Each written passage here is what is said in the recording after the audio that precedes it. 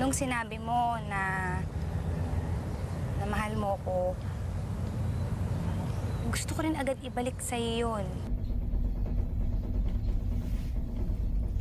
Gusto ko na ipagsigawan sa buong mundo na mahal din kita. Kaya nga binigyan kita ng time. Hindi naman time yung kailangan ko, Sir Chief. Ikaw. Kailangan ko na sabihin mo sa akin na we'll deal with it later. O yung kung ano yung mga sinasabi mo sa akin palagi pag ninenervyos ako. Bakit ka ninenervyos? Ngayon lang ako nagmahal eh.